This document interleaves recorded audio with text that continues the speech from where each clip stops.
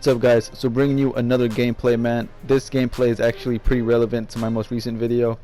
In my most recent gameplay video, I was saying that I did not want to put out gameplays that were not competitive, and this gameplay right here is not the most competitive game. I mean, I did beat them by like double digits, so it wasn't the most competitive game for the most part, but I wanted to put this out because some of you guys were saying that you didn't really care what the score was. You guys just want to see more gameplay, so that's why I'm putting this game out. And also because it is a top 100 versus top 100 game, so let me know in the comments, do you want to see more gameplay like this, or should I just stick with the competitive ones? So anyways, I'm gonna let the gameplay just play on, and like I said, leave in the comments what you want to see.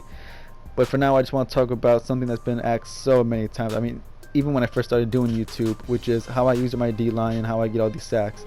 Now I wish I could sit here and say, oh, I got this amazing secret and nobody knows about it. That's not the case, guys. My success on sacks comes from the paranoia of A gaps and B gaps. What I mean by that, there are so many A gaps and B gaps out there, man, that so many guys are paranoid that that their opponent's gonna run it on them. And I'll show you coming up real soon how that benefits me, how the success of A gaps and B gaps has benefited me using my D-line. Alright, right here. Look at Jason Taylor on the right side, okay? He's blitzing from the right side. He's in a QB contain. Now look at the quarterback. He's gonna snap the ball and then take like 4 or 5 steps backwards. We all know if you have someone in QB contain and your opponent snaps the ball in shotgun and then takes like 5 or 6 yards back, or 5 or 6 steps back, the defensive ends are going to disengage and go get the sack. That's just common sense. We all know that by now, especially if you've been playing Madden long enough. We all know that that's going to happen with QB contain. Now, the reason A gaps and B gaps, what I was talking about, how that helps me, is that so many people assume that their opponent is going to send A gaps, and right here, as you can see, even if I don't get the QB contain disengage, then right here I just got a block shed normally, which is fine with me. I'm using that new 95 Beasley from the journey. But anyways, like I said, people are so paranoid about A gaps and B gaps. They'll snap the ball and and take those 5 or 6 steps back because they're expecting the A gaps. And when that happens, my defensive ends would disengage and go get the sack, causing them to panic and either throw the ball away, try to run and get sacked, panic and just sit there and get sacked, or try to force a pass that's not there and throw a pick, which helps me win games. So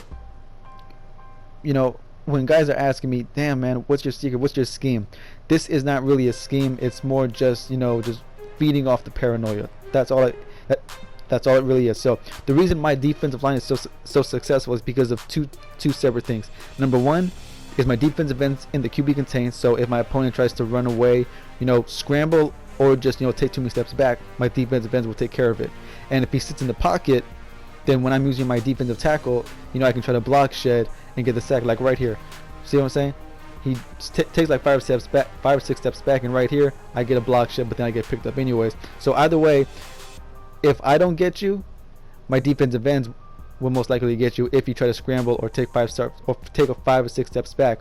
And if you don't take 5 or 6 steps back and you try and sit in the pocket and just become a pocket passer, then there's a good chance that I'm gonna get a nice little block shed and get you myself. So either way, man, that's how I use my D-line. That's why I get so much success.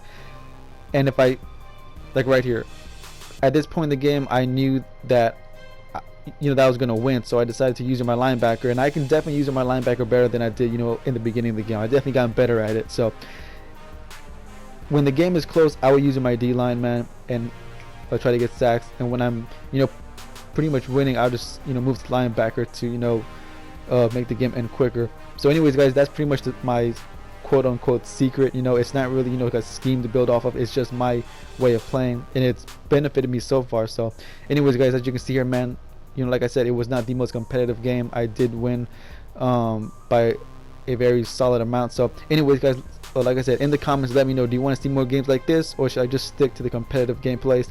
And also, I hope I answered your questions about the defensive lineman. Like I said, guys, I wish it was some big secret, but it wasn't. It was very basic on how I get my sacks. So anyways, guys, my next review should be out tonight, man, and I'll see y'all boys then, man.